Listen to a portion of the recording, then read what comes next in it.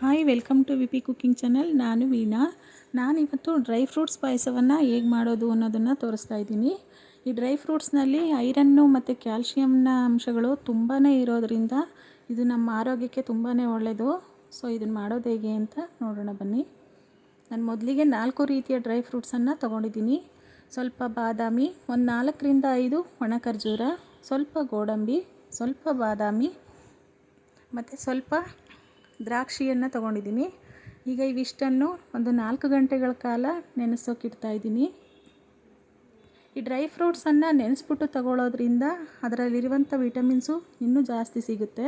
ಅದರಿಂದ ನೀರಿನಲ್ಲಿ ನೆನೆಸ್ಬಿಟ್ಟು ತಗೊಂಡ್ರೆ ತುಂಬ ಒಳ್ಳೆಯದು. ಈಗ ಸ್ವಲ್ಪ ಗಸಗಸೆಯನ್ನು ಡ್ರೈ ರೋಸ್ಟ್ ಮಾಡ್ಕೊಳ್ತೀನಿ. ಬೆಳೆಯುವಂಥ ಮಕ್ಕಳಿಗೆ ಇದನ್ನು ಮಾಡಿಕೊಡೋದ್ರಿಂದ ಅವ್ರ ಬೆಳವಣಿಗೆಗೆ ತುಂಬಾ ಹೆಲ್ಪ್ ಆಗುತ್ತೆ. ಹಾಗೆಯೇ ಈ ಗಸಗಸೆಯನ್ನು ಪಾಯಸದಲ್ಲಿ ಹಾಕೋದ್ರಿಂದ ಇದ್ರ ಘಮ ಚೆನ್ನಾಗಿರುತ್ತೆ, ಕುಡಿಬೇಕಾದ್ರೆ ಟೇಸ್ಟು ಅಷ್ಟೇ ಚೆನ್ನಾಗಿರುತ್ತೆ. ಈಗ ಗಸಗಸೆ ಅನ್ನೋದು ರೋಸ್ಟ್ ಆಗಿದೆ. ಈಗ ಇದಕ್ಕೆ ಸ್ವಲ್ಪ ಕೊಬ್ಬರಿ ತುರಿಯನ್ನು ಸೇರಿಸ್ಕೊಳ್ತೀನಿ. ಈ ಪಾಯಸವನ್ನು ಮಾಡೋದಕ್ಕೆ ನಾನು ಬಳಸ್ತಾ ಇರುವಂಥ ಎಲ್ಲ ಇಂಗ್ರೀಡಿಯೆಂಟ್ಸು ಅಷ್ಟೇ ತುಂಬಾ ಆರೋಗ್ಯಕ್ಕೆ ಹತ್ತಿರವಾಗಿರುವಂತಹ ಇಂಗ್ರೀಡಿಯೆಂಟ್ಸೇ. ನೋಡಿ, ಈಗ ಕೊಬ್ಬರಿ ತುರಿಯನ್ನು ಸೇರಿಸ್ಕೊಂಡು ನೀರು ಹಾಕ್ತೇನೆ ಸ್ವಲ್ಪ ಇದನ್ನು ರುಬ್ಕೋಬೇಕು.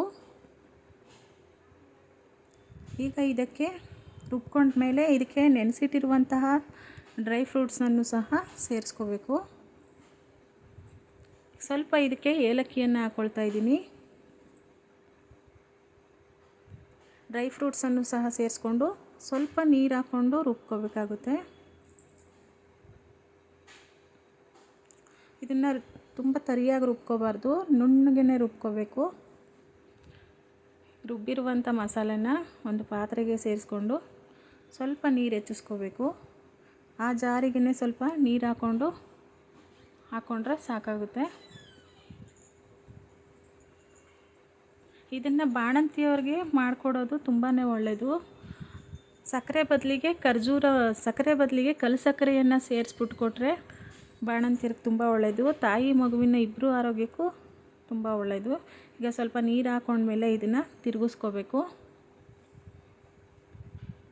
ಬೇಕಾಗಿರುವಷ್ಟು ಸ್ವಲ್ಪ ನೀರನ್ನ ಹೆಚ್ಚಿಸ್ಕೊಂಡು ಇದನ್ನ ಕುದಿಸ್ಕೋಬೇಕಾಗುತ್ತೆ. ಇದು ತೆಳ್ಳಗಿದ್ರೆ ಚೆನ್ನಾಗಿರಲ್ಲ, ಸ್ವಲ್ಪ ಗಟ್ಟಿಯಾಗೇ ಇರಬೇಕು. ಆದ್ದರಿಂದ ನೋಡಿಕೊಂಡು ಮಾಡಿ. ಸ್ವಲ್ಪ ಕುದಿಸ್ಕೊಂಡ ನಂತರ ಇದಕ್ಕೆ ಒಂದು ಅರ್ಧರಿಂದ 1 ಲೋಟದಷ್ಟು ಹಾಲನ್ನು ಹಾಕ್ಕೊಂಡಿದ್ದೀನಿ.